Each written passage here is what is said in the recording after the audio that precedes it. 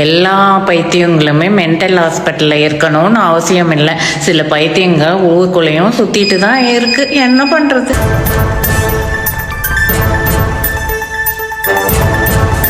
வாடா உட்காரு. என்ன வாடா போடன்னு பேசுறீங்க? நீ என்ன பெரிய டிஸ்ட்ரிக்ட் டைரக்டர்?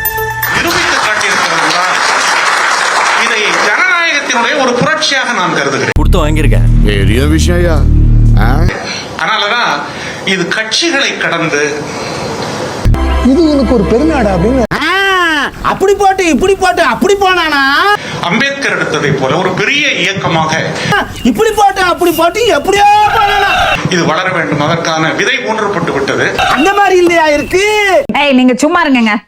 எளிய மக்களுக்கான ஒரு பெரிய அரசியல் நீங்க பேசுறதே இரிட்டேட்டிங்கா இருக்கு. மகாத்மா காந்தி எடுத்ததை போல, சம்பந்தம் இல்லாம பேசிட்டு இருக்கீங்க. பெரியார் எடுத்ததை போல போயிரு சப்பு சப்புன்னு அரைஞ்சிரும். போயிரு இரிட்டேட் பண்ண. சார், அவர் இந்த உலகத்துக்கு ஏதோ ஒரு முக்கிய செய்தி சொல்ல வராரு. அவர் கொஞ்சம் சொல்ல விடுங்க. நானும் இந்த இயக்கத்தில் இணைந்து இந்த மேலும் பலப்படக்கூடிய விதத்திலே அவன் பாட்டுக்கு திடீர்னு சட்டையெல்லாம் கட்டி போட்டு அம்மன் கொண்டியா போய் ரோட்ல நிற்பான் சார். வெற்றி கழகத்தில் இணைந்து செயல்படுகிறேன். பார்த்து கடைசியில கொஞ்ச நாள் விசித்திரமா இருந்துச்சு. நம்முடைய வேறுபாடுகள் மாறுபாடுகளை கடந்து கொஞ்ச நாள் ஆச்சரியமா இருந்துச்சு. என்பதை மகிழ்ச்சியோடு உங்களுக்கு நான் தெரிவித்துக் கொள்கிறேன். நன்றி, வணக்கம். கொஞ்ச நாள் பைத்தியம் முடிச்சிச்சு. இப்போ வந்து சீன் ஆயிடுச்சு. எம்ஜிஆர் நீங்க விஜயோட ஒப்பிட முடியாது. ஆடுறாவன் கோமுட்டி மாதிரி இருக்கேன்.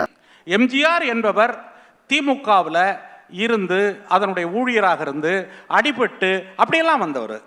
ஆனால் விஜயை பொறுத்தவரையில் ஒரு ஒளி வட்டம் அவருக்கு எப்படியோ ஏற்பட்டு போச்சு. நான் ரொம்ப பிராக்டிக்கலாக சொல்கிறேன். இன்னைக்கு விஜய் கட்சியில் சேர்ந்திருக்கக்கூடிய பல பேர் என்ன நோக்கத்துக்காக அதுக்கு போயிருக்காங்க? நான் கம்யூனிஸ்ட் கட்சியில் சேர்ந்தேன். 18 வயசில் சேர்ந்தேன். தமிழ்நாட்டில் எல்லா சிறைச்சாலைகளிலும் நான் இருந்திருக்கிறேன். தமிழ்நாட்டினுடைய எல்லா போராட்டங்களிலும் நான் பங்கு பெற்றிருக்கிறேன்.